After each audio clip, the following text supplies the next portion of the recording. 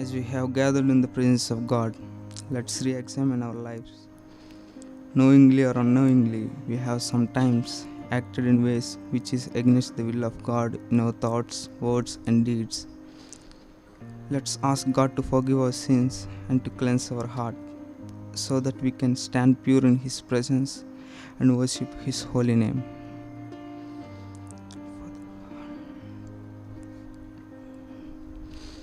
Almighty Father, we enter your presence confessing the things we have sinned against you in thought, word, and deed.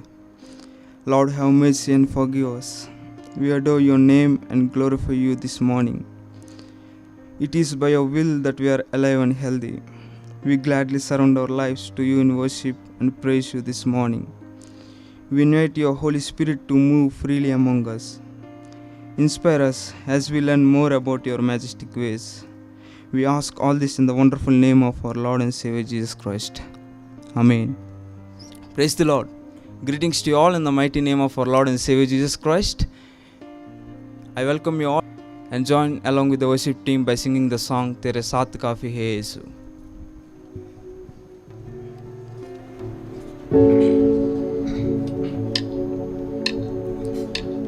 तेरा वचन साथ हो, तेरी नजरें साथ हो, तू जो साथ हो, तेरा छाया साथ हो, तेरा वचन साथ हो, तेरी नजरें साथ हो, तू जो साथ हो, तेरा छाया साथ हो, तेरा साथ काफी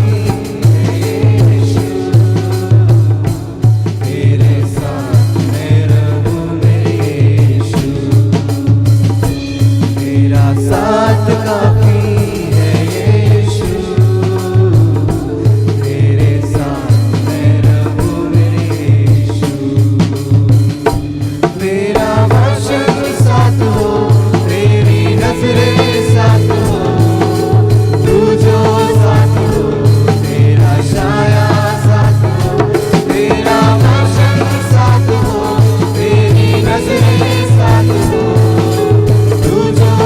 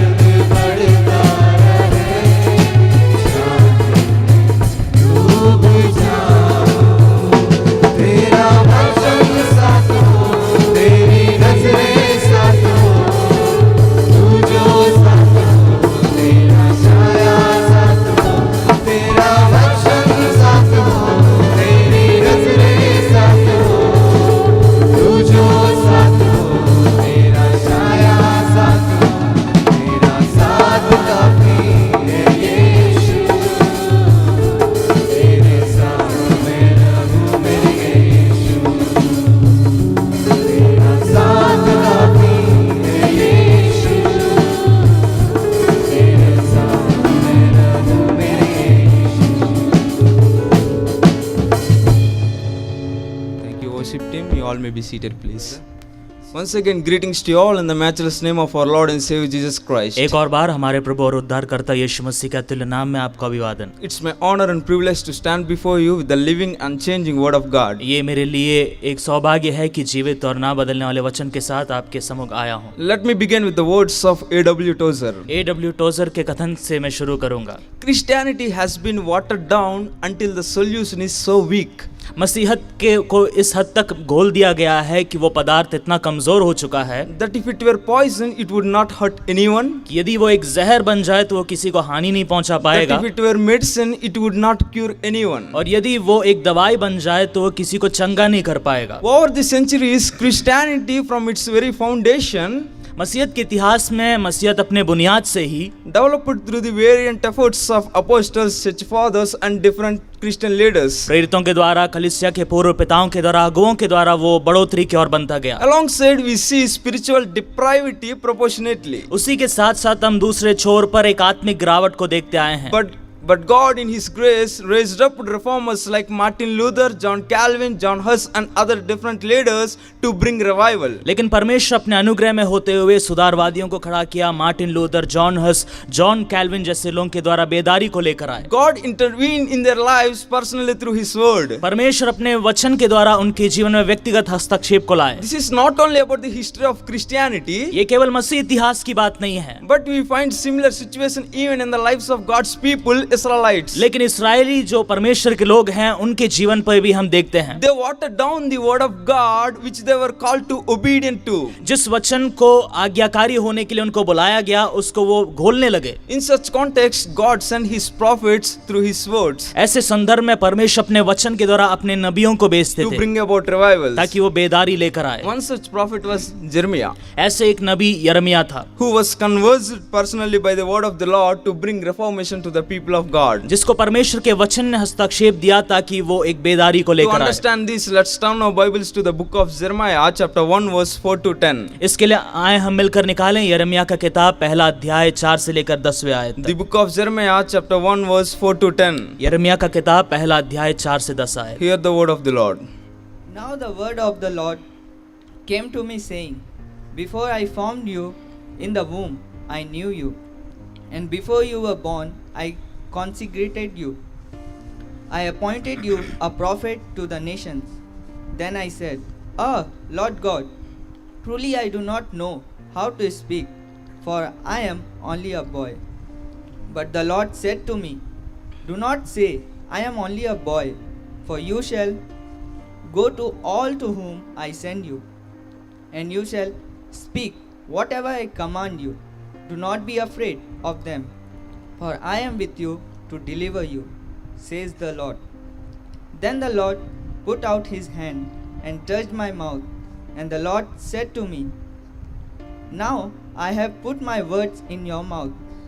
See, today I appoint you over nations and over kingdoms, to pluck up and to pull down, to destroy and to overthrow, to build and to plant.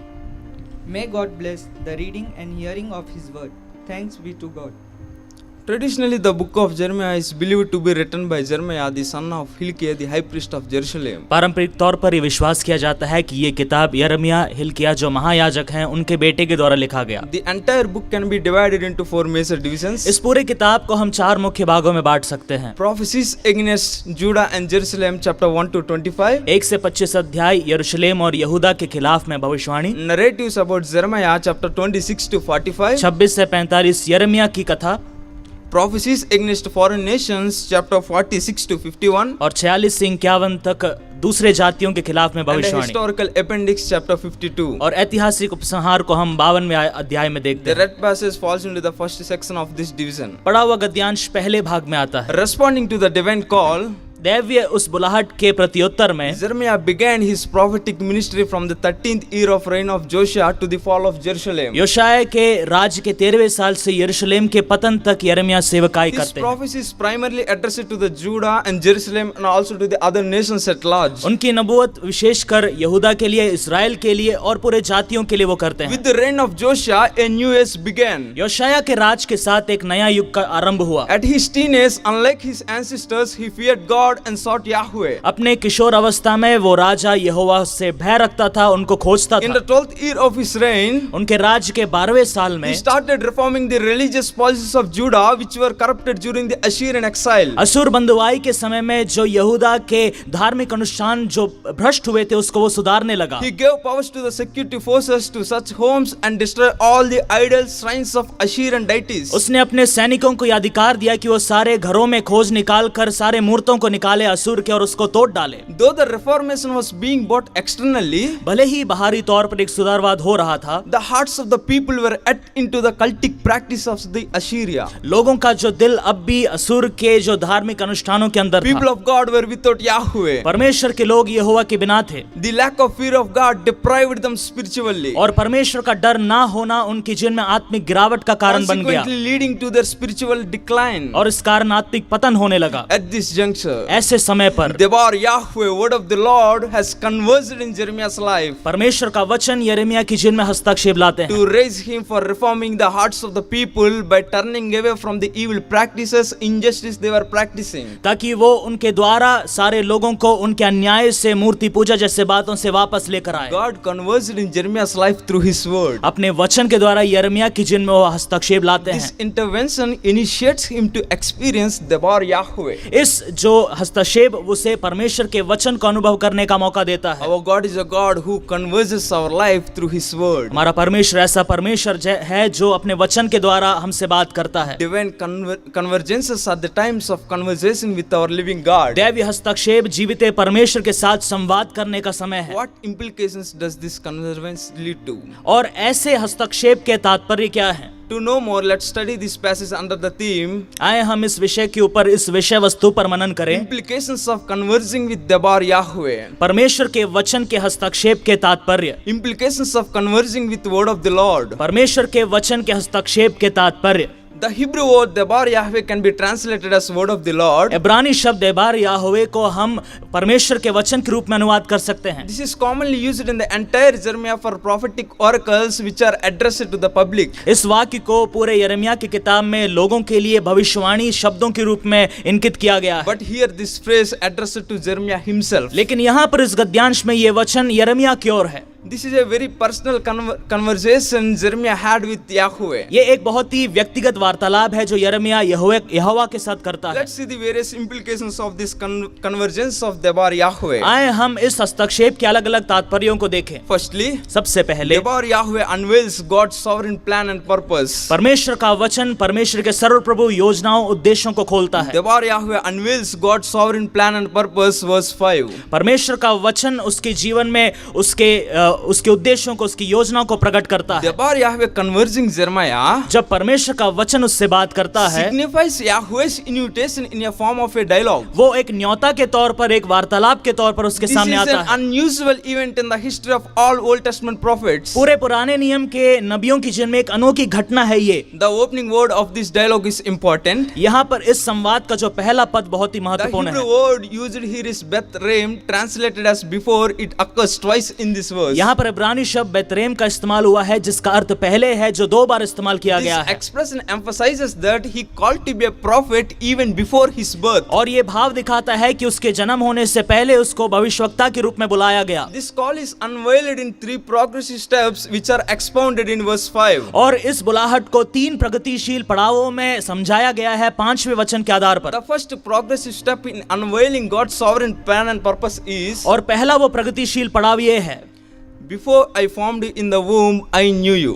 तेरे माँ के गर्भ में रचने से पहले मैं तुम्हें जानता था। Yahweh was in the very beginning of conception of Jeremiah in mother's womb. इससे पहले कि यिर्मयाह अपने माँ के गर्भ में रचा गया, यहोवा उसे जानते थे। The root word for found means molded or created. यहाँ पर आकार देना या बनाने का जो शब्द है उसको कई अर्थ इस प्रकार आते It हैं। expresses that even before Yahweh molded Jeremiah as a single living cell, he knew him. इसका मतलब यह है कि इससे पहले यिर्मयाह एक जीवित कोशिका के रूप में बनाया गया, यहोवा उसे जानते थे। The Hebrew word yada means knew. इब्रानी शब्द यादा का मतलब है जानता हूँ। Often gives a deeper meaning in the entire Old Testament. इसका अर्थ पूरे पुराने नियम में बहुत ही महत्वपूर्ण और गहरा है। It brings forth an intimate kind of knowing and covenantal bond between God and His people. ये जानना एक घनिष्ठ प्रकार का जानना है और एक वाचा का एक जानना है। Here it refers to the intimacy and covenantal bond between God and Jeremiah. यहाँ पर ये यहोवा और यिर्मयाह के बीच के वाचा को और उसके घनिष्ठता को दिखाता है। Yahweh's deep intimacy and commitment to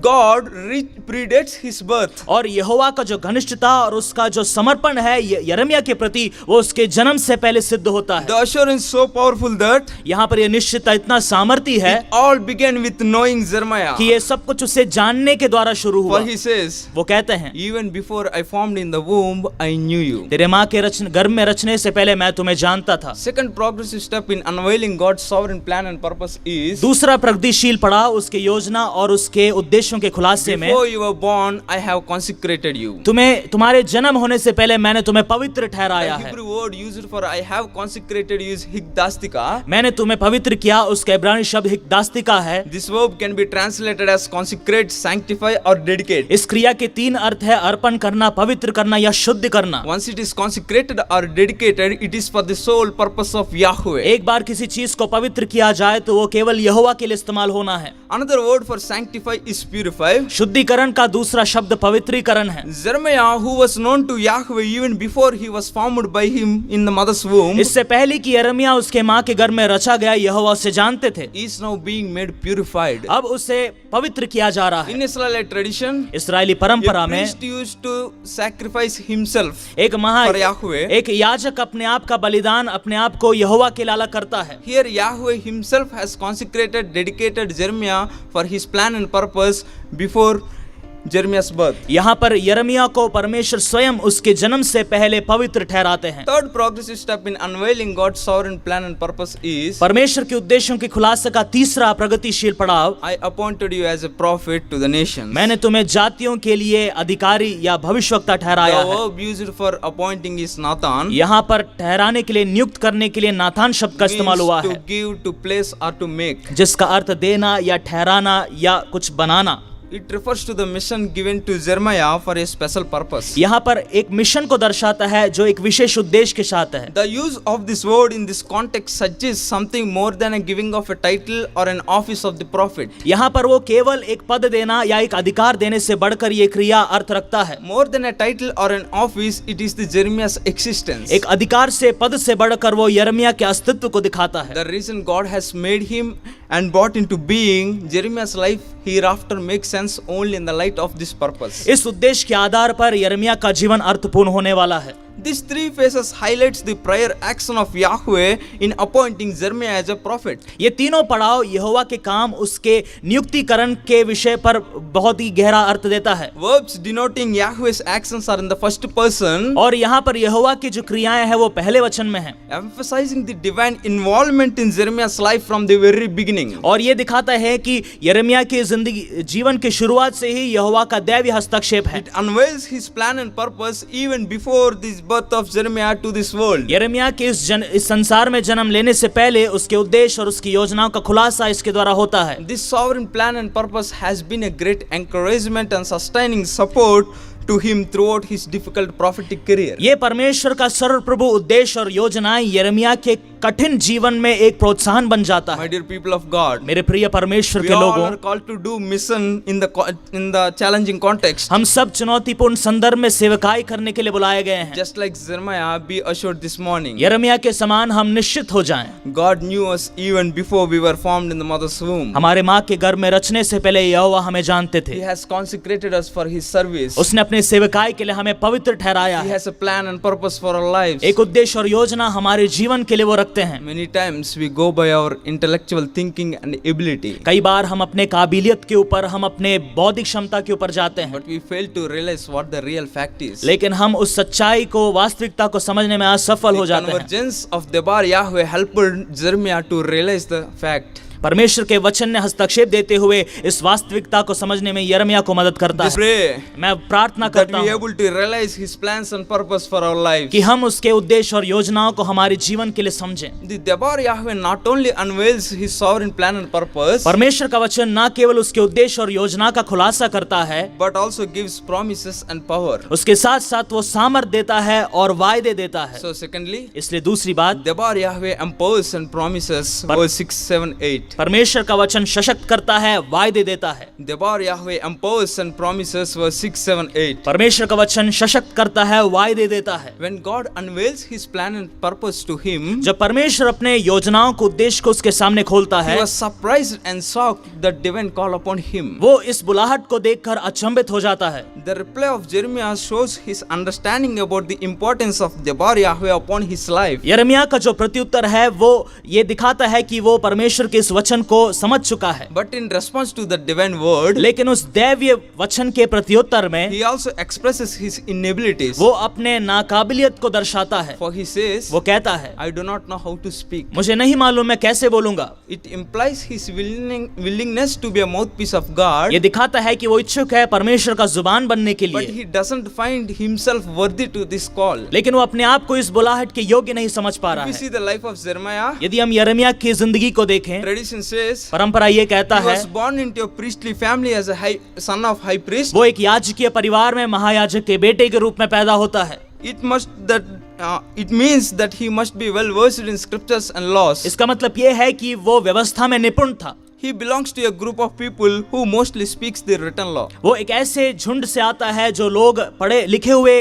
व्यवस्था को पढ़ते हैं। So his expression of inadequacy shows his humility. इस कारण उसके नाकाबिलियत का दर्शाना उसके नम्रता को दिखाता है। Further he says, आगे वो कहता I है, am too young. मैं बहुत ही जवान हूँ, बालक हूँ। The Hebrew word nar anoki gives no clear guide to Jeremiah's age, यहाँ पर जो शब्द नार अनोखी उसके उम्र को नहीं दर्शाता, because nar can be translated as boy, youth, servant, etc. क्योंकि नार का अनुवाद जवान, लड़का या बच्चा या अलग अलग अर्थ ला सकते हैं। But this expression shows Jeremiah's way of stressing his youthfulness and in the feeling of inexperience for this work. और ये पद इस्तेमाल करते हुए यिर्मयाह कहना चाहता है कि वो अनुभवी नहीं है और वो जवान है। By projecting his inexperienced status, और अनुभवी ना होने के विषय में बताते हुए Jeremiah is not expressing his disinterest in the divine calling, यिर्मयाह रुचि नहीं होने की बात नहीं दिखाता, but his inability. लेकिन अपने नाकाबिलियत को दिखाता है। Thus, इस कारण his inadequacy and inexperience gives a room for divine convergence. उसके नाकाबिलियत और अनुभवी ना होने का जो विषय है वो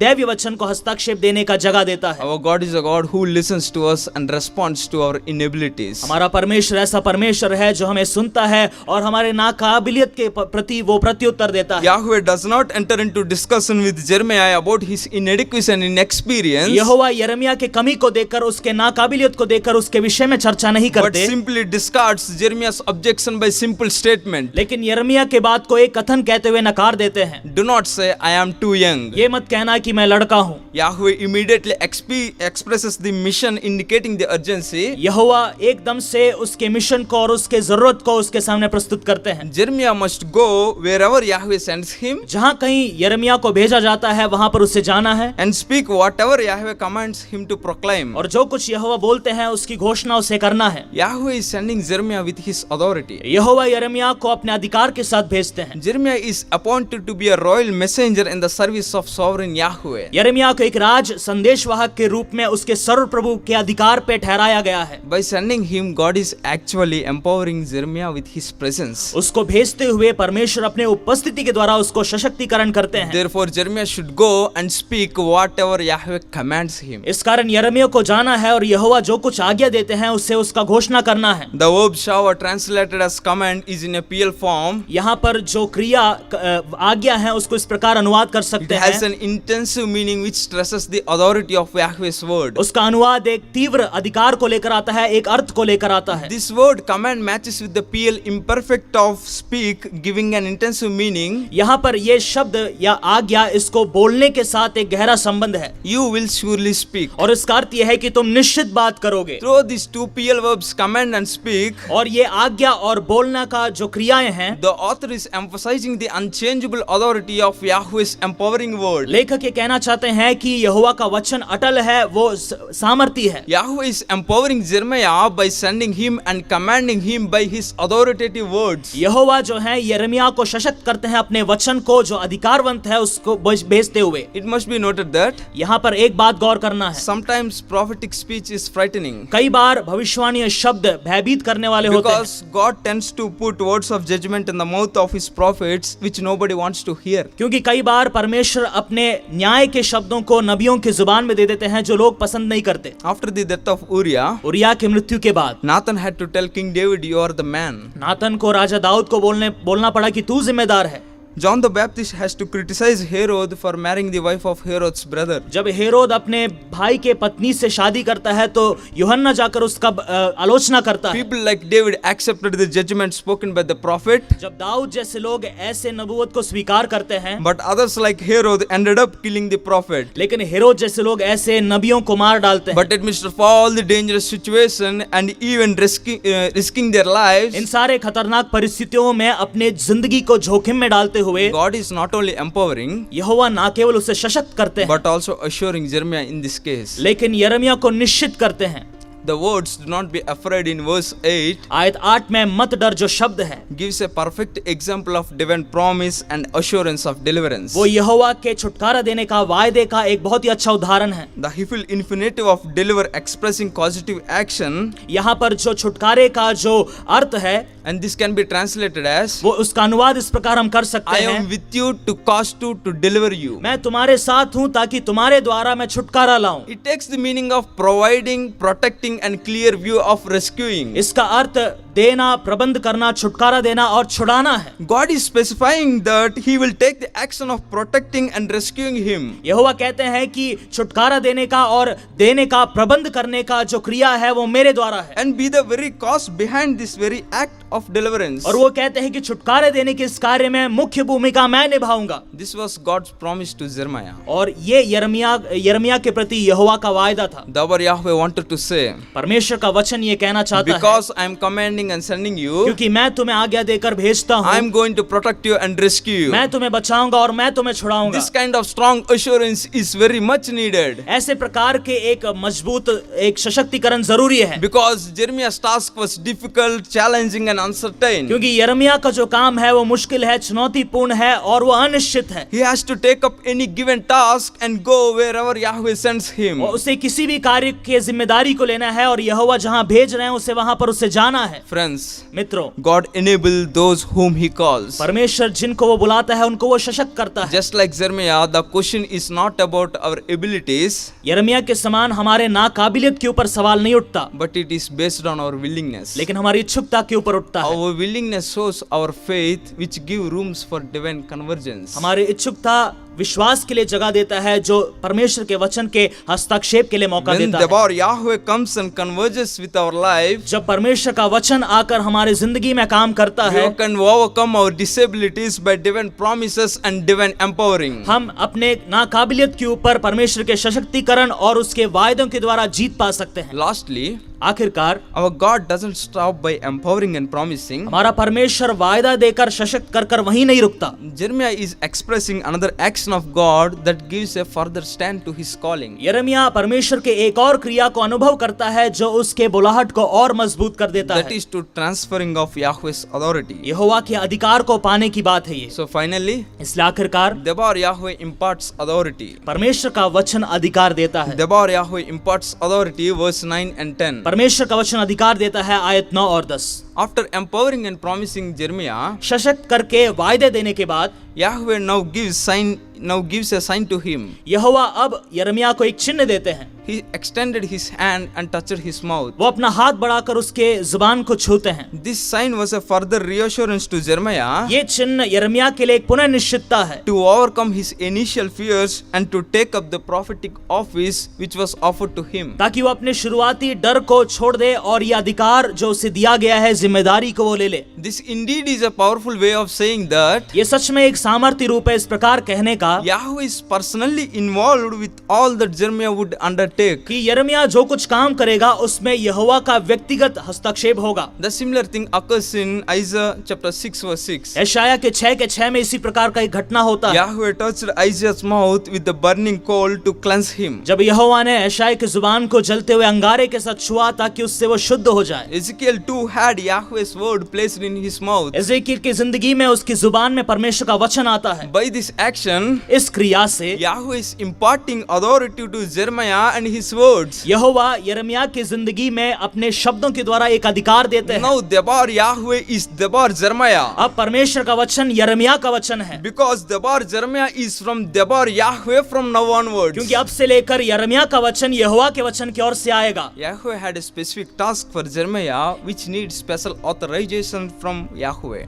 यहोवा के पास यिर्मयाह के लिए एक विशेष कार्य है जिसका विशेष अधिकार यहोवा से आता है। So God says, इस कारण यहोवा कहते today हैं, I appoint you over nations and kingdoms. आज तुम्हें मैं राज्यों के ऊपर जातियों के ऊपर अधिकारी ठहराता हूँ। The phrase I appoint you is in Hiphil form of Packard, which is an administrative term. यहाँ पर जो नियुक्त करने का जो शब्द है वो शब्द पाकड़ है और वो एक शासकीय शब्द है। The word Nathan translated as I appointed you in verse 5. आयत 5 में जो नियुक्त करने के लिए नाथान शब्द था, It refers to the time before Jeremiah's birth. वो यिर्मयाह के जन्म से पहले के समय को दर्शाता है। While the use of Packard in verse 10 और 10वें आयत में जो पाकड़ का इस्तेमाल हुआ है refers to today, the day he accepted his call. वो उस दिन को दर्शाता है जब उसने दैवीय बुलाहट को स्वीकार किया। Here Yahweh is imparting an authoritative office to Jeremiah over nations and kingdoms. यहाँ पर यहोवा यिर्मयाह के चिन्ह में एक अधिकार देते हैं जातियों के ऊपर, राज्यों के ऊपर। The word nations in verse 5 were expanded as nations and kingdoms in verse 10. आयत 5 में जो जाति शब्द है उसको 10वें आयत में जातियों और राज्यों के रूप में विस्तृत किया गया है। Yahweh with his impartation of words and office gives a specific task to Jeremiah. यहोवा इस अधिकार को देते हुए, इस पद को यिर्मयाह को देते हुए एक विशेष कार्य उसे देते हैं। The prominence of Jeremiah's charge is further emphasized in the final verse of this passage. यहोवा ने जो जिम्मेदारी यिर्मयाह को दिया उसका जो तीव्रता 10वें आयत में सिद्ध है। The specific task in verse 10 आयत 10 में जो क्रिया है can be seen in the usage of 6 infinitive verbs designating 6 actions. उस काम को हम 6 क्रियाओं में और उसके 6 कामों में हम प्रकट करते The हैं। first 4 has to do with the proclamation of judgment, पहले 4 जो क्रियाएं हैं वो न्याय का घोषणा है। to pluck up, to beg, to break down, to destroy and to overthrow. उखाड़ देना, तोड़ देना, गिरा देना और उनको नीचे गिरा देना। Whereas the last 2 actions are related to restoration, और आखिरी के जो क्रियाएं हैं वो पुनः स्थापना को to दिखाता है, build and to plant. बनाना और स्थापित करना। These imageries are taken from the agriculture and architectural fields. ये रूपकों को किसानी जगह से और बनाने वाले जगह से लिया गया है। It refers to the removal and destruction of the existing, और ये दिखाता है कि जो वास्तविकता में जो वहां पर उपस्थित है उसको वो निकालेगा and the building up and planting of something new. और वो वहां पर कुछ नए बातों को बनाएगा। On the whole, पूर्ण रूप में the mission of Jeremiah comprises both destruction and reconstruction, यिर्मयाह के मिशन में नाश किया जाना है और पुनः निर्माण का काम in है, which destruction has more emphasized. जिसमें विनाश को जोर दिया गया है। Israelites were the chosen one of God. यिर्मयाह पर इजराइल लोग परमेश्वर के चुने हुए लोग थे। Jeremiah's task is to work among them, यिर्मयाह की जिम्मेदारी उनके बीच में काम करना but है, they are into the practice of doing evil in the eyes of the Lord. लेकिन वे लोग परमेश्वर के नजर में दुष्टता कर रहे हैं। So Jeremiah's task is to pluck out that evil, those things, and plant new things. इस कारण यिर्मयाह का जिम्मेदारी यह है कि उन दुष्ट बातों को उखाड़ दे और उसके जगह में कुछ नए बात को And लगा for they. that,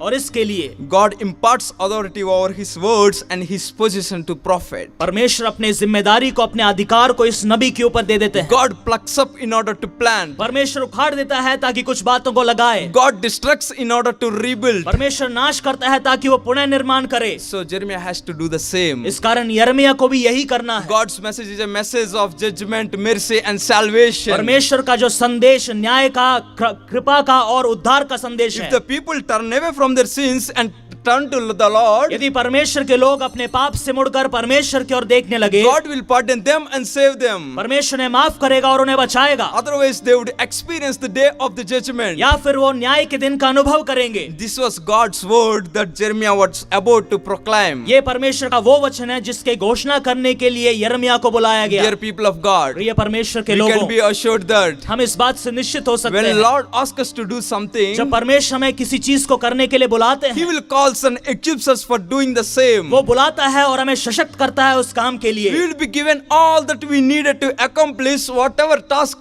assigned for us. और जिस काम को हमारे लिए ठहराया गया उस काम को पूरा करने के लिए वो पूर्ति करेगा। God does not necessarily call the qualified, वो परमेश्वर काबिल लोगों को बुलाता नहीं है, but calls the qualified. लेकिन बुलाए हुए को काबिल करता है। God's call is not limited to ability, उसका जो बुलाहट काबिलियत के ऊपर निर्भर नहीं है, but availability. लेकिन उपलब्धता के ऊपर है। God's call is not based on our talents or our personality, उसका बुलाहट हमारे तोड़ों के ऊपर, हमारे व्यक्तित्व के ऊपर निर्भर नहीं है, but on a person's heart, how willing it and committed things to the things of God. लेकिन एक व्यक्ति के दिल के ऊपर निर्भर है कि वो कितना समर्पित है परमेश्वर की ओर। Friends, मित्रों, throughout this meditation we have learned that इस पूरे मनन में हमने ये सीखा how Debar Yahweh converges into our lives, कि कैसे परमेश्वर का वचन हमारे जीवन में हस्तक्षेप which लाता है, leads to His specific plan and purpose. जो उसके उद्देश्य और उसकी योजनाओं की ओर हमें ले In जाता order है। to fulfill that plan and purpose, और उन उद्देश्यों को, योजना को पूरा करने के लिए Debar Yahweh empowers and promises, परमेश्वर का वचन सशक्त करता है, वायदे देता है, which finally further added by imparting His authority. और उसके साथ साथ आखिरकार उसके अधिकार को भी वो जोड़ देता Jeremiah's है। message and ministry points to the evil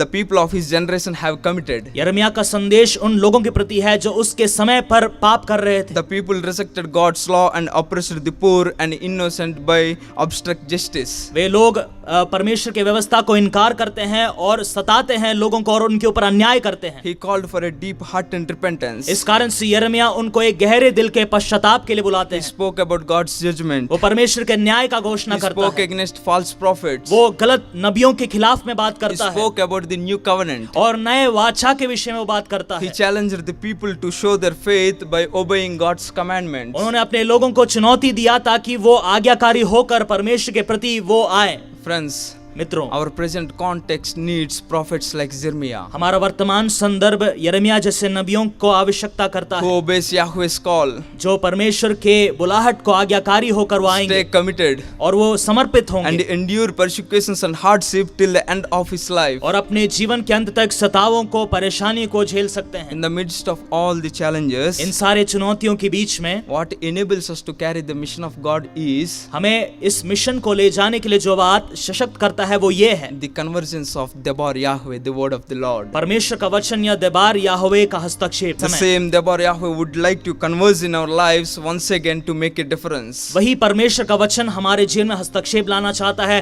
ताकि उसके द्वारा एक फर्क को लेकर आए। Let us make ourselves available to God's plan. आए हम अपने आप को परमेश्वर की योजना के प्रति उपलब्ध कराएं। Are we willing to take up this invitation? क्या हम इस न्योता को स्वीकार करने के लिए तैयार हैं? May the Debar Yahweh converge us and use us in our times परमेश्वर का वचन हमारे जीवन में हस्तक्षेप को लाने पाए और हमें इस्तेमाल करने पाए to bring a revival in the hearts of spiritual deprived communities. ताकि आत्मिक रूप से जो गिरे हुए लोग हैं उनके जीवन में एक बेदारी को लेकर आए।